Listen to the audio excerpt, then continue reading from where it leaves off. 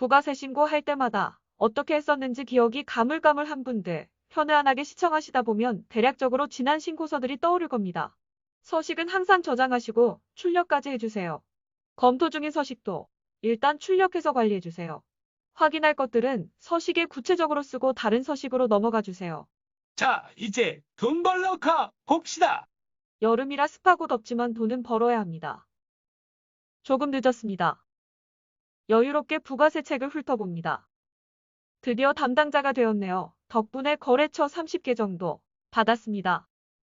지난 신고 자료를 참고해서 거래처에 자료 요청합니다. 일부 거래처는 때 되면 알아서 자료를 보내주기도 해요. 자료 정리를 잘해야 그만큼 수월하게 신고할 수 있습니다. 여기까지가 신고 준비예요.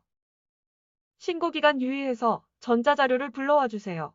기존 회계 처리를 참고해서 분개를 하시고 전표 전송 눌러줍니다. 2020년 올해 한정으로 적용되는 소규모 사업자 감면은 개인 과세 사업자만 감면됩니다. 신고서 작성 후 납부서 발송까지 끝. 신고서 작성 하나 끝냈습니다.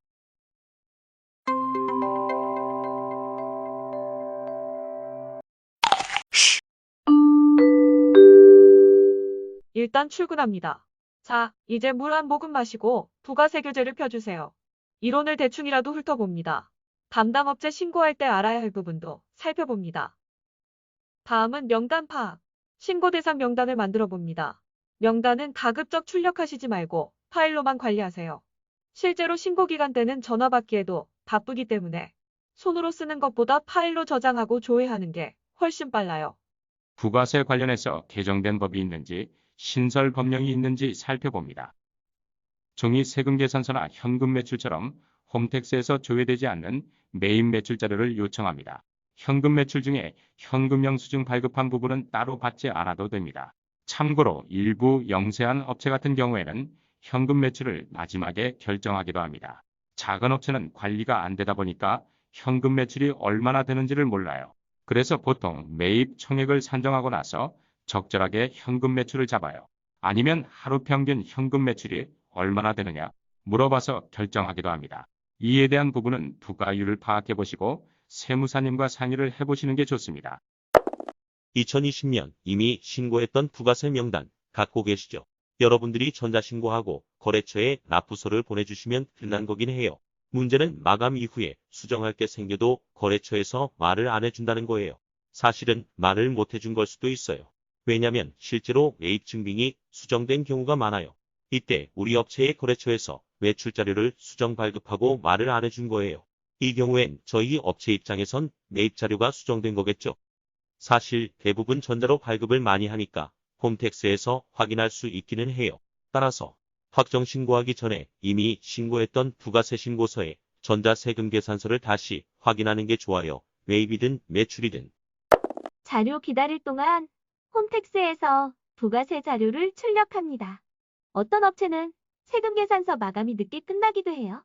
그런 경우에는 수기 자료 다 오고 나서 출력해도 됩니다. 조회하실 때 조회 기간 꼭 확인하세요. 수임업체로 바꿨는지도 꼭 봅니다. 신입분들은 기존의 자료를 어떻게 출력했는지 꼭 확인해 주세요.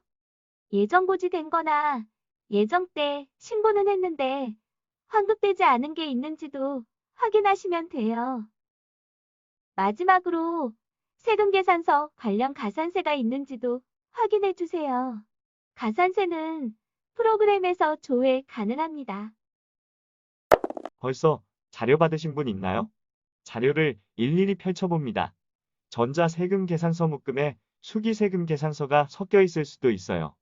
전자증빙과 수기증빙으로 구분했다면 수기증빙을 매출과 매입 자료로 구분해줍니다. 매출 자료에 공급자 사업자 번호가 업체 거가 맞는지, 매입 자료에 공급받는 자 사업자 번호 역시 업체 거가 맞는지 확인합니다. 여기까지 하셨다면 신고할 준비는 끝난 겁니다. 어떤 분들은 이 과정까지 온전하게 집중할 수 없었을지도 몰라요. 저희는 통화 업무, 잡일, 원천세도 해야 되니까요.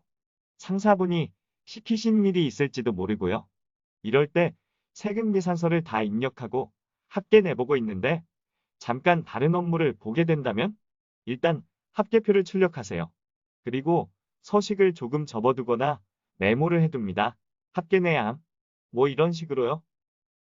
중요한 것은 이미 했던 작업을 다시 할 일이 없게끔 나만의 표시를 해야 된다는 거예요. 무조건 출력을 하세요.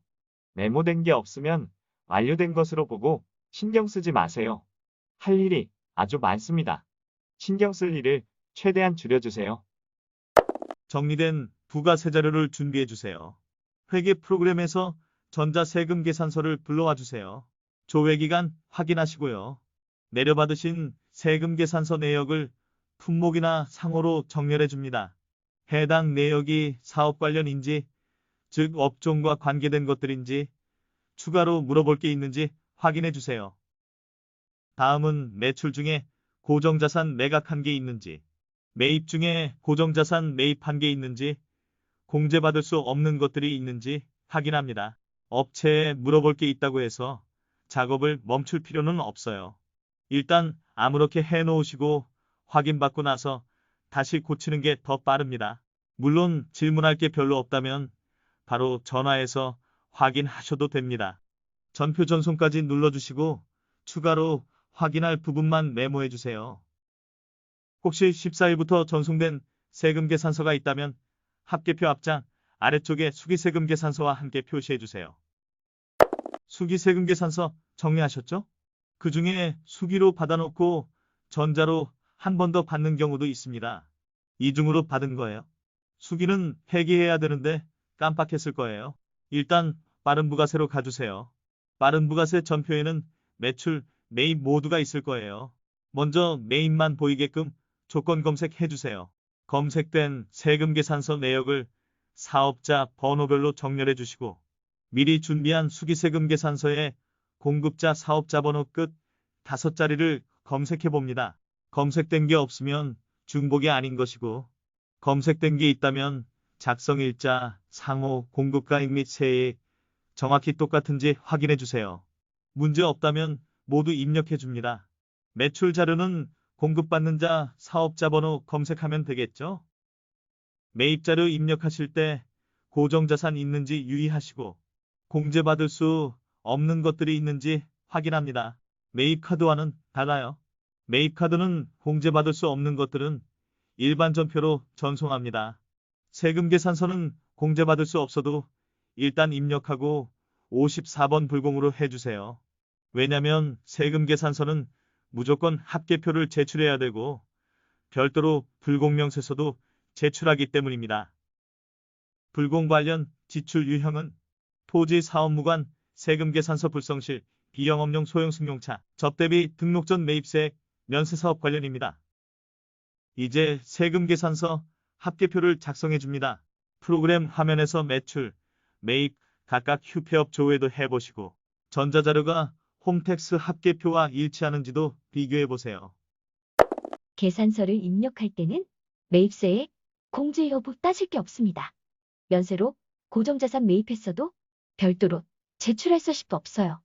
참고로 감가상각 자산취득명세서는 부가세가 매겨진 품목에 대해서만 작성해 줍니다. 실무에서는 세금계산서, 신용카드, 현금영수증 수취분만 명세서에 포함시킵니다.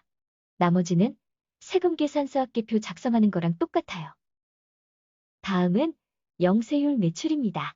국내 거래지만 영세율 적용되는 것이 있는지, 관련 제출 서식은 무엇인지, 첨부 서류에는 어떤 것들이 있는지 확인합니다. 업체 중에 소매업자 많으실 겁니다. 대부분 카드 단말기가 있겠죠? 계좌로 받는 업체는 현금영수증을 발급할 거고요. 온라인 매출만 없다면 어렵지 않습니다. 홈택스에서 수집한 자료 그대로 신고하면 됩니다.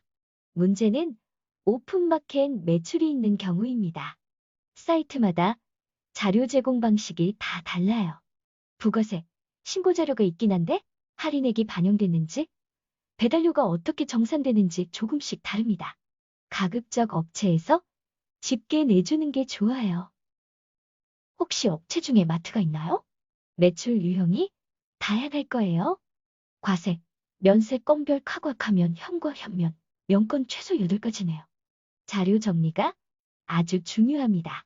마트 같은 경우엔 홈택스보다는 포스를 많이 활용해요. 왜냐면 단말기 설정이 잘못된 경우가 많아서 과세 면세 구분이 안 될 때가 많기 때문이죠. 포스 자료를 통해서 신고를 하시되 해당 포스 내역에 세금 계산서나 계산서 매출이 포함됐는지 살펴보시면 됩니다. 7월 13일쯤부터 카드 조회가 된다고 합니다. 매입카드 작업은 부가세 신고 중 가장 번거롭고 사장님하고 가장 많은 실랑이가 벌어지는 부분이기도 해요. 그래서 절차상 공제가 안 되는 부분은 모두 일반 전표로 전송해버리고 남은 것을 공제하기도 합니다. 절차상 안 되는 것들을 예로 들면 물품을 외상으로 구입하면 일단 매입세금 계산서를 받겠죠? 그러면 이제 돈을 갚아야 하는데 항상 통장이 채하지는 않아요. 카드로 결제할 때도 있습니다. 그러면 하나의 거래에 매입세금 계산서 한 건, 매입카드 한 건, 총 2건의 매입이 조회됩니다. 이럴 땐 세금 계산서 기준으로 공제를 받습니다. 매입카드는 부가세 신고서에 반영하지 않아요. 그 밖에 절차상 공제받을 수 없는 유형은 조금 많습니다. 결제 금액에 부가세 자체가 없는 것, 보험료를 카드로 납부한 게 있겠죠? 또 다른 불공제는 거래 상대방 업종에 따라 결정됩니다. 간이거세자, 미용 욕탕업, 여객운송업 입장권을 발행하여 경영하는 사업, 의료용역, 무도학원, 자동차 운전학원 업자로부터 결제한 것. 그 외로는 지출 성격에 따라 불공제가 결정됩니다. 토지, 사업무관, 세금 계산서, 불성실, 비영업용, 소형 승용차, 접대비, 등록 전 매입세, 면세사업 관련일 경우 매입세액을 공제받을 수 없습니다. 기타, 현금 매출입니다. 건별, 명건 매출은 정확히 반영하기 어려울 때가 있습니다. 업체에서도 그 규모를 모르거나 모른 척하기 때문에 담당자가 신고서 작성을 거의 끝내고 마지막에 확인할 때도 있어요. 먼저 사장님께 하루 평균 현금 매출이 얼마인지 물어봅니다. 1만 1억고 가정하면 20년 상반기엔 182만 원 정도겠죠? 여기서 현금 영수증 발행한 것 빼고 나머지를 건별로 반영해 주세요. 겸용사업자인 경우 과세면세 구분 주의해 주시고요. 부가세 작업 거의 다 끝났습니다. 부가세 신고는 신고서 외에 부속서식도 제출합니다. 세금 계산서가 있으면 세금 계산서 합계표 제출, 음식업자의 경우 의제매입공제 신고서 제출, 이처럼 업종, 사업, 거래 종류에 따라 제출하는 부속서식이 각각 달라요. 최근에 제출했던 부속서식을 참고해주세요. 드디어 부가세 신고서까지 왔습니다. 미리 작성하신 부속서식 금액과 신고서의 금액이 맞는지 확인해주세요. 신고서에 고정자산 매입 금액과 감가상각 자산취득명세서의 금액이 일치하는지 확인합니다. 그리고 불러오기가 안 되는 칸은 직접 입력합니다. 개인사업자의 예정고지, 카드 발급 세액공제 같은 게 있겠죠? 카드 매출 있다고 무조건 세액공제가 되지는 않습니다. 그리고 개인사업자 중 전자세금 계산서 의무발급 대상자가 수기 세금 계산서를 발급한 게 있다면 별도로 가산세 적용해주세요. 초반에 매출자료 입력할 때 고정자산 매각한 게 있었나요? 있었다면 회계 처리를 조금 다르게 하셨을 겁니다. 자세한 회계 처리는 장부 정리할 때 하셔도 돼요. 일단 대변에 고정자산, 과목이 있는 게 중요해요. 그래야 과세표준 명세에 수익금액 제외로 불러와져요. 물론 수동으로 바꿔도 됩니다. 만약에 수익금액 제외로 못하고 신고했어도 걱정하지 않습니다. 결산할 때 최종 수익금액만 맞게 해주시면 문제없어요. 과세표준 명세, 면세 수익금액 명세를 확인하셨다면 지난 신고서와 이번 신고서에 작성된 칸을 비교해주세요. 빠진 게 있는지, 다른 특이사항이 있는지 최종 확인합니다. 코로나 경제위기로 각종 감면 법률이 신설되었습니다. 그중 개인, 과세사업자의 부가세 감면은 올해 한정적으로 적용됩니다. 감면 대상자인 경우 현재까지 작성한 신고서상 납부세액과 간이 과세 방식 납부세액을 비교합니다. 매입이 많아 환급금이 발생했다면 일반 납부액 그대로 신고하시면 돼요. 이제 진짜 마지막입니다. 마감해보시고 전자신고 변환까지도 해보세요. 걸러주는 게 없다면 절차상 문제는 없다고 보면 됩니다. 감사합니다.